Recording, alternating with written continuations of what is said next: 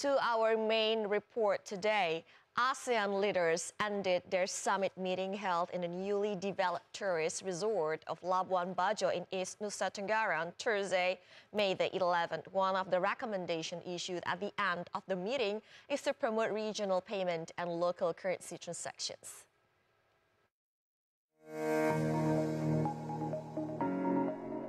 Leaders of the Association of Southeast Asian Nations, or ASEAN, have agreed to further advance regional payment and promote local currency transaction as part of recommendations made during the 42nd ASEAN Summit held in the tourist resort of Labuan Bajo, East Nusa Tenggara on May 9th until 11th, 2023.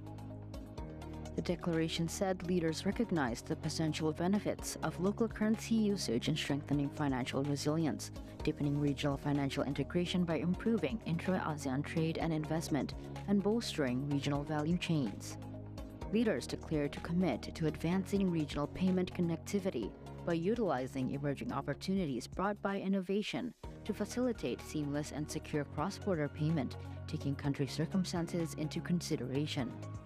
They also agreed to encourage the use of local currencies for cross-border transactions in the region and support the establishment of a task force to explore the development of an ASEAN local currency transaction framework.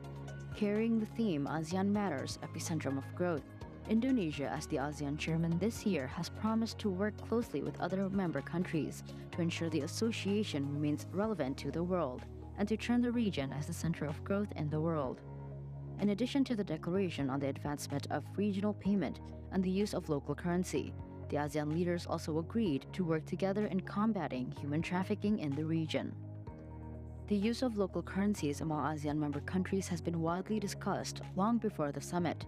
In fact, a meeting of finance ministers and central bank governors of ASEAN members in Bali in early April this year, the association agreed to reinforce the use of local currencies in the region and reduce reliance on major international currencies in an effort to avoid spillover from the global crisis.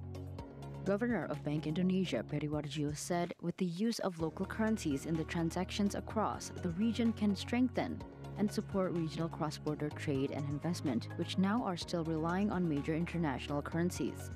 Warjo said if ASEAN countries could use their local currencies in the region, transactions and all payments can be conducted faster and able to tackle the global crisis. And if the initiative is successful, their currency's values will increase. The agreement to promote the use of local currency is in line with the growing trend to move away from relying on US dollar for trade transactions. The US dollar has been king in global trade for decades, not just because the US is the world's largest economy, but also because oil and other key commodities are priced in the greenback. However, in subsequent developments, the fluctuating value of the US dollar has been considered to have shaken the economic resilience of many countries. As a result, several world countries then made agreements both bilaterally and multilaterally to find a way out to reduce dependence on the US dollar. One of them is the BRICS, an economic bloc of developing countries consisting of Brazil, Russia, India, China, and South Africa. In their recent meeting, they agreed to consider using a new currency as an effort to reduce dependence on US dollars and euro. The question may arise, however, on the effectiveness of the use of local currency in ASEAN, given the fact that the trade among member countries remains stagnant. Until now, the intra-trade still account for 21 to 25% for their total trade, partly due to the lack of intra-ASEAN investment and inadequate logistics in ASEAN countries.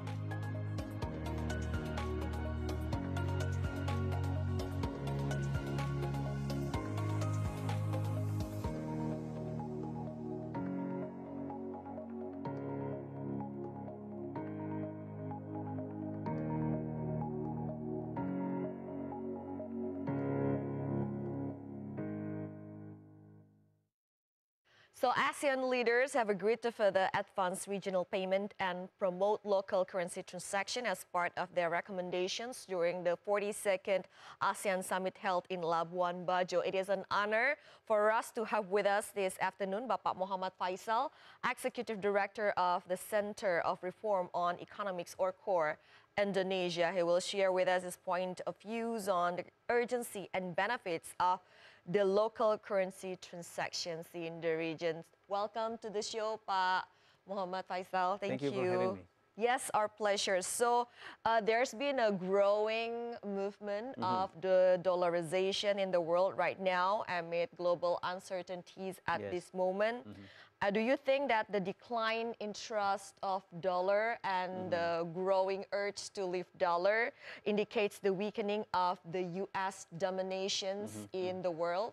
Yep, yep. I think you can say that again, because the U.S., the United States has been dominant, has become the largest economy in the world for over a century, and that's part of the reason why U.S. dollars is also dominant until today. But if we look at the history over time, over the decades, there is some challenge in the 20th century from Soviet Union, and recently in the 21st century, economically by China. So, and it is estimated that China will overtake the US as the world's largest economy in the next few decades. And if we look at the trade right now, the United States is no longer the, the major trading partners for many countries. Yes, right now the US still the major trading partners for about 30 countries, but China is currently become the largest trading partners for 61 countries. So China is more influential right now. But the thing is, why US dollars is dominant is not just because of the fact that US is the largest economy in the world. It is also because of oil. Oil, which is a commodity needed by many countries in the world, is traded and priced in US dollars. So it was, if we look at history, it is part of the history, part of the deal between the United States and Saudi Arabia and other producing countries in the 70s. So I think as long as the oil and also most of other commodities, which is traded and priced in US dollars, I think the US dollar was still dominant. But the thing is, the calls to move away from US dollars recently is also driven by the need for many countries to reduce currency volatility and as such also economic vulnerability, which is often caused by the Federal Reserve policy. So for example, typically after a crisis, which is usually called a taper tantrum, the US started to increase interest rates. And for example, lately, after COVID-19 pandemic, the US aggressively increased the interest rates, and that forced the other countries, central banks all over the world, including Bank Indonesia, to increase the interest rates to stem the capital outflow and also reduce currency volatility. So that is the reason why many countries really intend to reduce the dependency on US dollars. So if the trend continues due to this global order that is changing, as well as to reduce our vulnerability to currency, as well as the United States monetary policy, what will happen to the international payment dynamics? Yeah, slowly but sure, the dominance of US dollars in international trade, in international investments will be reduced. But I don't think it's going to be a quick change. I think it's a kind of a slow erosion to the dominance of US dollars, because as I mentioned earlier, it is the dominance of US dollars is not just because of the power of the United States economically, but also oil is traded in US dollars. So as long as oil is still traded and priced in US dollars, I think the US dollar is still dominant. But having said that, if we look at central banks all over the world's foreign exchange reserves, there has been a significant drop in US dollar shares. In 1999, right after the Asian economic crisis, the share of US dollars in the central banks foreign exchange rates, or foreign exchange reserves, is about 71%. Recently, in 2020, the share has dropped to 59%. So there's a significant increase, but 59% is still dominant. Yes. So that's why I'm sure if there are a lot more countries cooperating and making some sort of local currency settlements or local currencies transactions, I think the use of US dollars will decline, and other currencies, euros, yuan, and many other currencies can also increase slowly, but I think it will certainly, will happen in the future. Yes, as you stated, that's why ASEAN leaders also reiterates this to push for more usage of the local currencies. How do you think that this will benefit the region? Yes, it will benefit the region because it will reduce currency volatility, which is caused by the Federal Reserve's policy. So it is very beneficial for not only for the country but also for businesses, because businesses needs some level of certainties, not only in terms of interest rates but also in terms of exchange rates, in terms of policy. So certainties or stability in exchange rates is one of the things that the businesses want in trade, in investment. So it's going to be beneficial for businesses, and not to mention the depreciation itself. So I think there are lots of benefits, and for ASEAN countries, including Indonesia, using local currency in trade and also investments will also increase or boost confidence on the currencies. So this is very important. So we can expect that we can be more confident on in using rupiah. But having said that, there is one thing. I'll take, for example, agreement between Indonesia and Thailand in 2017 on local currency settlements. So the oldest local currency settlements that we have had is with Thailand in 6 years ago in 2017. Since then, the use of local currency settlements increased, but the dollars actually doesn't change that much. It's still in 2017, in 2010, it was about 80. The share is about 88%. Right now, it's almost the same. The LCS, the local currency is increasing, especially the baht, but not necessarily rupiah. So the use of baht is increasing, but rupiah doesn't change much. So this is the thing that we need to evaluate, but that we need to increase the use of local currencies, but not only one of the two countries involved in the settlements, but both of them. The use of rupiah as well. The use of rupiah as well. So we need to evaluate this, meaning that what are the factors behind the stagnance of rupiah in terms of the use in trade and investments. So what are your suggestions as in measures needed to be taken by ASEAN leaders to make this realistic and feasible? Yeah.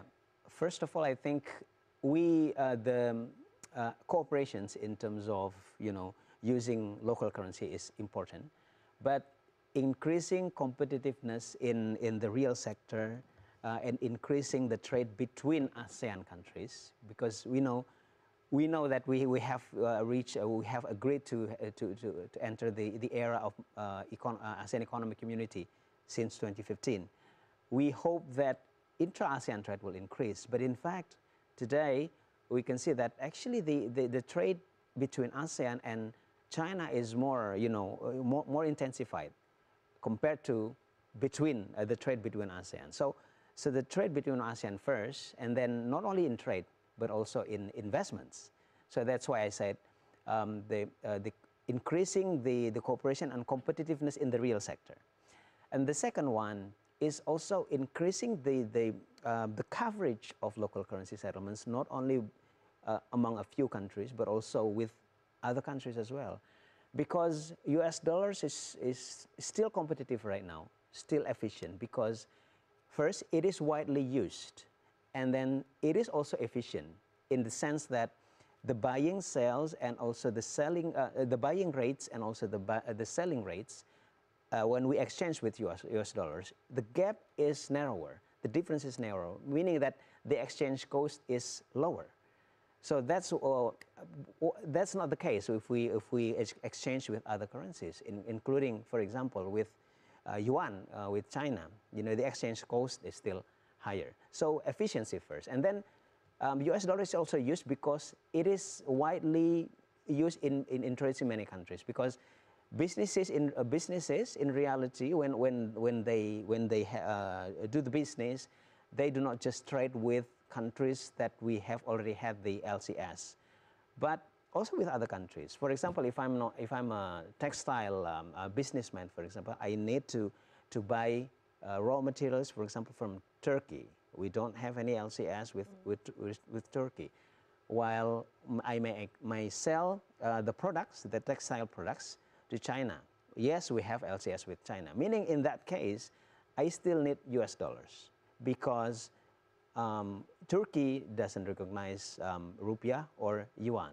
So that's why when we expand the LCS with other countries as well, I think the need to use LCS and to reduce the use of US dollars will be, will happen in the future.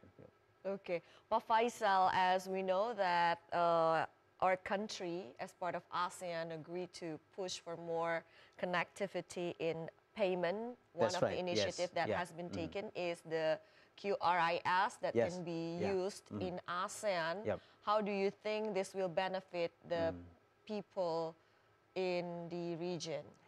I think it will benefit a lot, because even since 2015, when we entered the ASEAN Economic Community, the cooperations within ASEAN is not just in trade in goods, but also in trade in services and also in investments. And the use of QR code within countries in ASEAN is also in line with the movement of people within ASEAN. And that means it will be used in the context of trade in services. For example, if we travel for leisure or business to other ASEAN countries, we can use the we can do transaction using QR code. We don't need to exchange money. We don't need to bring cash. So it will be practical for me as a tourist. The same is also true if I for example work overseas in the other ASEAN countries. So it will make the people and business in ASEAN countries more comfortable and more convenient, and that's also will increase also in cooperations between ASEAN countries as well. So that's, I think, very, very beneficial.